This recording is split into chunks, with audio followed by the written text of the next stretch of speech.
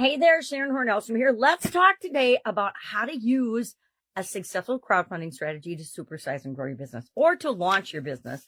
This is one of the ways that people that say, I don't have any money, I don't know what to do, can get over that objection and hurdle of not having money is by using something called crowdfunding. Crowdfunding, I suppose it's been around for a long, long time, but the digital age and the internet have made it an absolutely viable option for launching a new product, testing an idea, and getting the resources to do that you might not personally have. Platforms like Kickstarter, Indiegogo, GoFundMe have helped people to raise thousands and even millions of dollars in order to launch a project that is important to them. And they're not sure if people are going to accept it or not, or be interested in it or not. So they put their idea out there. Backers will donate money, sometimes for incentives, sometimes not, for different levels of investment in order to help the product or the project launch. One of my favorite examples of crowdfunding is the series The Chosen. I don't know if you're familiar with that. We're just coming off Easter, so it's top of mind for me.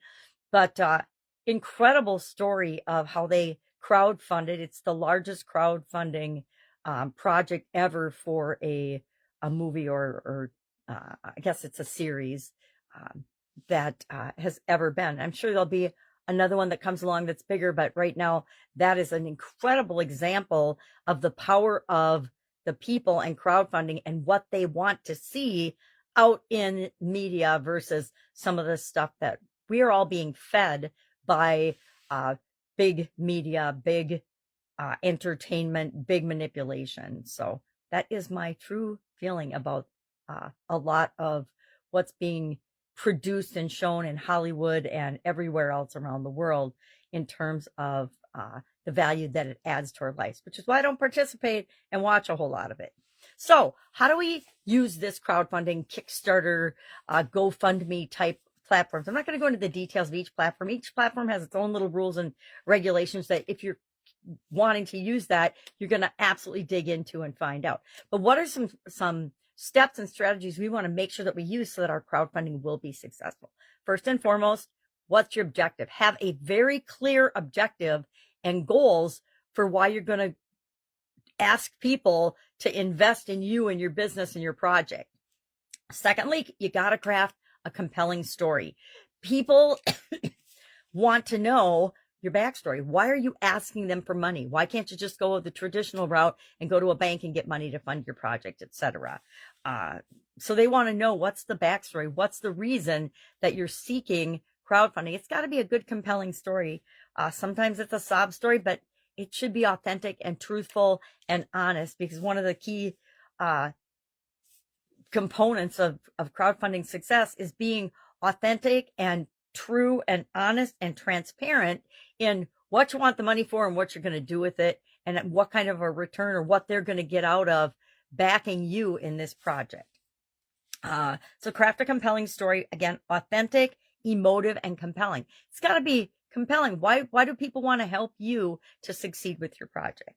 Then we want to leverage the power of visual concept, visual aids. I think The Chosen has done an incredible job of that. The whole first season, they didn't have sets or anything, so they just went to different like gravel quarries and things and different places in order to film, because they were using the resources that they were given to produce the show very, very wisely. So we want to leverage the power of visual content and visual concepts.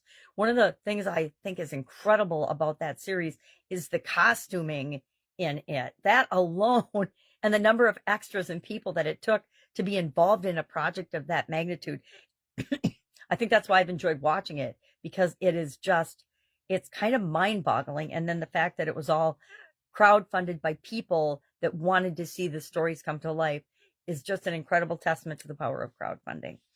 We want to build a strong online presence. And I think The Chosen, I don't know the internal workings and details. My sister's the one that told me about it, but I know that they've done a lot of things and partnered with a lot of traditional film organizations, and now that's different, and theaters and things, as they're trying to roll out the story. So we'll see how that plays out. I know the fourth season, there's some challenges with that. because of some of the alliances that they made along the way. But we want to build a strong online presence. I personally don't understand why they haven't just sold it online and released it, and people that can pay for it will pay for it. And then you can, and I think they did this the first season or so, where you could actually pay it forward so that someone else could watch it for free. Their mission is to have it available to everyone in the world to enjoy and consume and watch for free. That's not really viable because it's got to cost millions and millions of dollars to create that. So we want to use different platforms, email, websites, social media platforms. We want to have ways to get the word out there versus just going through the crowdfunding platforms, right? You're only going to reach so many people. People have to actually go to the crowdfunding platform and be looking for your particular project to invest in. And that's only a slim tip of the iceberg of who you could reach if you have a larger presence online. We want to offer compelling rewards and incentives for people to contribute to our project, and we can have different tiers of that to appeal to different levels of investment. Think of public radio and public television and how they've raised funds, or any other nonprofit, how they raise funds and have incentives and rewards and t-shirts and bags and flyers. I was at my mom's not too long ago, and she gets every fundraising thing on the planet with respect to mailing, direct mail. So I got to see a whole lot of the kind of things they're doing with that. Again, finally, not finally, I guess, remember to foster transparency and trust. You also have to engage with your backers, right?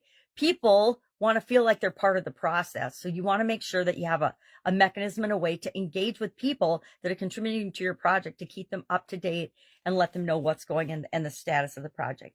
And then, of course, we want to measure and analyze what's working and what's not working. If we've created this tier of incentives and it's not really getting us any results, we might want to rework those incentives or find a different way of involving people in the process versus just traditional incentives and rewards. It's got to be something that's of value to them. And finally, build on a foundation of success. Start, do what works, do more of what works, and stop doing what doesn't work. How many times have I said that?